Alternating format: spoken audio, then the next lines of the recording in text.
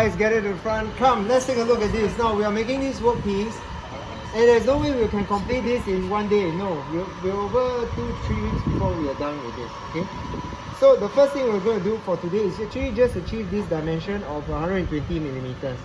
Now you can see your rectangle plate is this, which is here, and you've cut off one side of it already. Okay, and that's going to be like your the clean side. Then what you need to do is you actually need to take out this workpiece, flip it around, because there's no way you can machine here. Right, you will be cutting into the vise, and I'll be upset. So let's not do that. So don't say, oh, sir, lazy. So you take this out, you flip it around. Okay. Now when you take this out, it's the same thing. You need to go through the clamping process.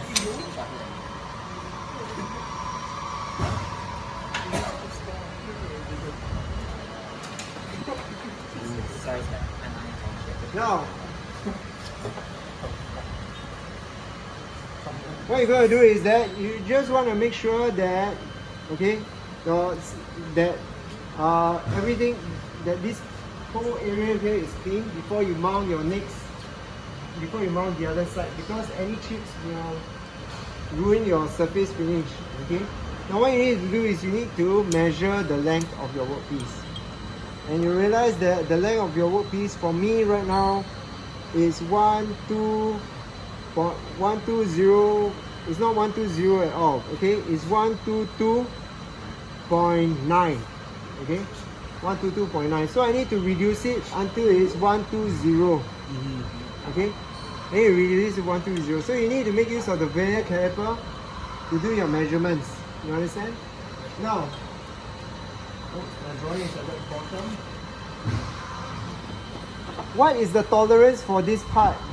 They never write here 120 plus minus how many mm. They never write. They just write the number. Actually, the tolerance is given in the drawing here, in this box here. And the way you use this box is you need to read, right? For 120 over 30 up to 120. Okay, so because you are 120, right? Up to 120, your tolerance is plus minus 0.3. Understand? 120 up to. So your upper limit is 120.3. Your lower limit is 119.7. Okay. Now, if you cut too much, then you'll lose some marks here. There are some marks given here. There are some marks given for this dimension. There are some marks given for that dimension. So. But the marks is very little, so don't be too preoccupied and worried about it. What I suggest is you measure your workpiece and you cut it until it is 121. Right? Then after that you go in by 0.5, then after that you go in by 0.2, then you measure again, then you go in slowly bit by bit in stages, in steps of 0.2, 0.1, then the finishing cut maybe 0.05, then that's it. Then you are done for the day. Okay? So our objective is to nail this to 120. How do I do it? Now I've already measured and mine is 122. Right? 122.9, close to 123 already, right? Then this is the finished side. Please don't go and clamp it this side again. Clamp on the other side, okay? Clamp on the other side.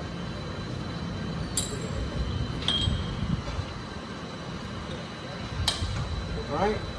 Again, very lightly use this hand to securely press onto it. Very lightly only. Then you tighten this. You will come to the first resistance. Once you come to this resistance, you tap to overcome the first resistance. Then you go just by 1/4, or if you feel more secure, half, but no more than half. Then you take it out. Then you realize that your parallel bars may be shifty. Okay? Don't worry about it. You just securely hammer it, and as long as the parallel bar is moving, not moving, right? Very gently, you just pinch and slide it out. If it's not moving, you're okay. Alright? Again, about 1 thumb width. 1 thumb width, this is slightly too much, but about 1 thumb width, then you start cutting. As you cut, after you cut already, if you know that you need to, mine was about 1, 2, 3, right? So what I can do is that once I touch this,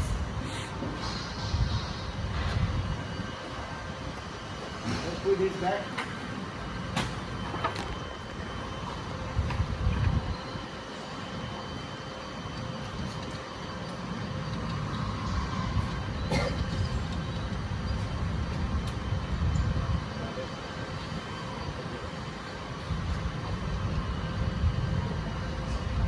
Okay.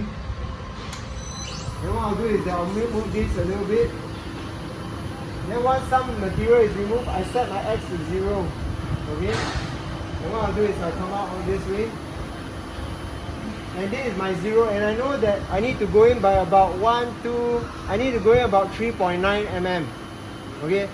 So what I'll do is that I will make sure that I will cut maybe to 2 millimeters before I stop and I measure again. So what I do is that this time now, for rough cut, you can go in by 0.5. Now if let's say you overshot, what you need to do is you just roll back a bit more, then you go back in again. Okay? And you go by 0.5 or 0.8 even for your rough cut. Let me show you what 1 mm is like. 1 mm.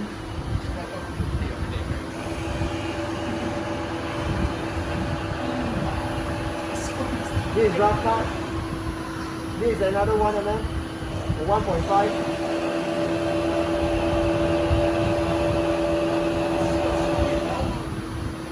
So you see this part here, the chips actually went into the cutting zone. Then the surface finish got ruined.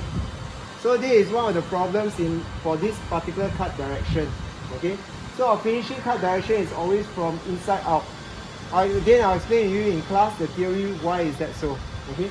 Now at this point in time, if you want to make measurements, you don't take out your workpiece. I say again, don't take out your workpiece. Take out your workpiece, this reading is off already. Okay. Then you make your measurement. Okay. Now I'm about 120. I'm like 120.4. Okay. 120.4, so I've got 0.4 away. I cut it a bit too close. Then now I just go in by 0.2. 0.2 is my finishing cut. Now I'll reach to my 120. Okay. If you don't feel secure, you go in by 0.2. Right? You go in by 0.2, and then after that you cut, then you measure again. Okay? Can? Thanks.